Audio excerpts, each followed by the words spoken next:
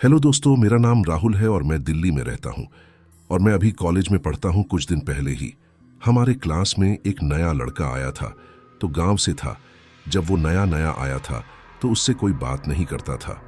मैंने जब उसको पहली बार देखा तो उसका चेहरा भोला भाला और ईमानदार लगा। तो मैंने उससे बात करने के लिए उसके पास जाकर बैठ गया और उससे बात करने लगा। मैंने पहले अपना नाम बताया और फिर उससे उसका नाम पूछा तो उसने अपना नाम रोहन बताया। फिर हम दोनों में काफी बातचीत हुई। अब हम काफी घुल मिल गए। धीरे धीरे रोहन से मेरी दोस्ती बहुत गहरा हो गया था। मैंने कई बार उसको अपने घर भी ले गया। मेरे घर वाले भी अब रोहन से काफी हद तक घुल मिल गए थे। एक दिन की बात है, जब मैं कॉलेज गया तो देखा कि रोहन अकेले बैठा हुआ है। तो मैंने जाकर उससे पूछा कि अकेले क्यों बैठा हुआ है। तो उसने बोला कि कुछ नहीं भाई, मैं तुम्हारा ही इंतजार कर रहा था। तब उसने बताया कि गांव में उसकी दीदी का शादी है और रोहन मुझे भी अपने साथ चलने को बोला। तो मैंने बोला कि घर पूछ के बताता हूँ।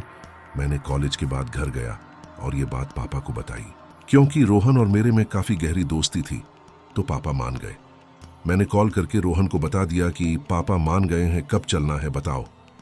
तब रोहन ने कहा कि कल सुबह ही निकला पड़ेगा। मैंने बोला ठीक है। मैं और कॉल काट दिया और जल्दी जल्दी अपना बैग पैक करने लगा क्योंकि शाम हो गई थी और सुबह निकला भी था। सुबह हुई, मैं और रोहन अब रेलवे स्टेशन पर आ गए थे। लगभग आधे घंटे बाद हमारी ट्रेन आ गई। हम लोग ट्रेन में जाकर बैठ गए। मैंने उससे पूछा कि तुम्हारा गांव कैसा है रोहन। तो उसने बताया कि मेरा गांव बहुत सुंदर है, तालाब है, बगीचा है, नदी है, बहुत सारे और भी सुंदर चीजें हैं। मैं कभी गांव गया नहीं था तो सोचा कि चलो रोहन के गांव पहुंचकर इसके गांव में घूमूंगा। लगभग 10 से 12 घंटे बाद हम लोग एक स्टेशन पर पहुंचे। इसी स्टेशन पर हमें उतरना था। मैंने अपना बैग उठाया और रोहन के पीछे पीछे चलने लगा क्योंकि इस जगह को रोहन मेरे से ज्यादा अच्छी तरह से जानता था क्योंकि ये उसका गांव था। जब हम लोग स्टेशन के बाहर पहुंचे तो रोहन के पिताजी आए हुए थे। मैंने नमस्कार किया तो उन्होंने आशीर्वाद देते हुए बोला कि रोहन तुम्हारे बारे में डेली मुझसे बात करता था। मैंने ही इससे बोला कि राहुल को भी अपने साथ लेके आना।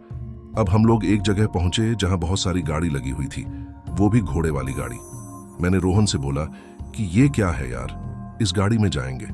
तो उसने बोला कि जाना तो पड़ेगा भाई, गांव में यही मिलता है। मैं ना चाहते हुए भी घोड़े गाड़ी में बैठ गया। कुछ देर चलने के बाद गाड़ी रोहन के घर पहुंच चुकी थी। शादी का घर था तो बहुत सारे लोग आए थे। सभी गाड़ी के पास आकर हमारे सामान को उतारने लगे। रोहन ने मुझे सबसे मिलाया और बताया कि ये मेरा दोस्त राहुल है। सबसे मिलने के बाद रोहन में मुझे एक कमरे में ले गया और बोला कि तुम आराम करो, मैं थोड़ा काम कर लूं। ये कहकर रोहन बाहर चला गया। मैं काफी थक गया था इसलिए सो गया और जब जगा तो देखा कि अंधेरा हो गया था। घर में सब कोई गीत गा रहे थे शादी की। मैं उठा और इधर उधर देखा तो रोहन एक जगह बैठकर अपने कुछ रिश्तेदारों से बात कर रहा था। मैं उसके पास जाकर बोला कि भाई रोहन, कहीं बाहर चलते हैं, घूमने मन नहीं लग रहा है मेरा। तो रोहन ने बोला कि राहुल मैं अभी काम कर रहा हूँ, बाद में चलेंगे। तो मैं बोला कि नहीं, तब मैं अकेला जाता हूँ, तुम यही रहो। तो रोहन ने बोला कि अकेला मत जाओ कहीं, ये तुम्हारा शहर नहीं है, गांव है, यहाँ कुछ भी हो सकता है। लेकिन मैं उसकी नहीं सुनी और बाहर आ गया और सीधे रोड पकड़कर चलने लगा। चूंकि रोड मिट्टी की थी, क्योंकि गांव में अक्सर रोड मिट्टी की ही होती है। मैं जिस रोड पर जा रहा था उस रोड के किनारे बहुत सारे घने पेड़ और घनी घनी झाड़ियां थी और पता नहीं कौन सा जानवर आवाज कर रहा था। लेकिन मैं इन सब पर ध्यान ना देते हुए काफी आगे निकल गया। कुछ देर चलने के बाद मुझे एक तालाब दिखाई दिया। अब काफी अंधेरा हो गया था तो तालाब काफी चमक रहा था। तभी मुझे एक पेड़ के पास एक बुजुर्ग आदमी बैठा हुआ दिखाई दिया। मैंने सोचा चलो बात करता हूं। मैं जाकर उस बुजुर्ग आदमी के पास बैठ गया। मैंने जब उस आदमी की आंखों को देखा तो उसकी आंख बिल्कुल लाल थी। मैंने पूछा कि बाबा तुम्हारी आंख इतनी लाल क्यों है।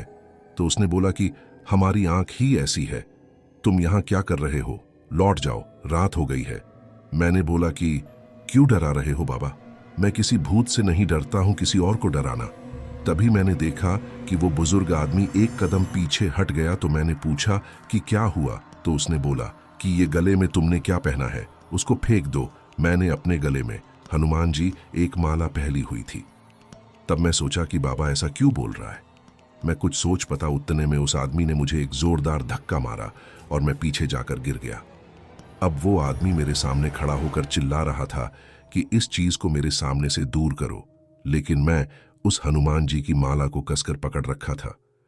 अब मैं समझ चुका था कि ये आदमी कोई साधारण आदमी नहीं है, भूत है। अब मैं काफी डर गया था, इसलिए जोर जोर चिल्लाने लगा।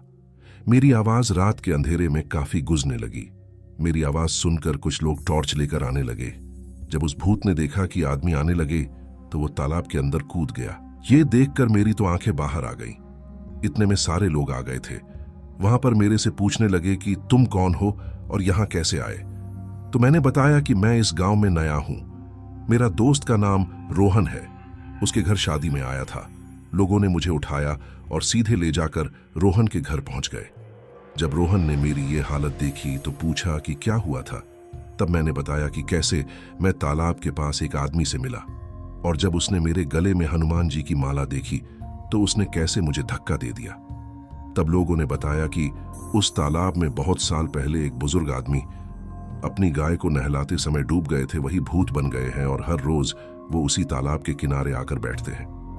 तब रोहन ने कहा कि अच्छा हुआ कि तुमने हनुमान जी माला पहनी हुई थी, नहीं तो आज पता नहीं क्या होता। मैंने भी अपनी कान पकड़ ली कि आज के बाद कभी अकेले बाहर नहीं निकलूंगा। तो दोस्तों, कैसी लगी आपको मेरी कहानी? कमेंट में जरूर बताएं और साथ में आप हमारे चैनल को भी सब्सक्राइब जरूर करें।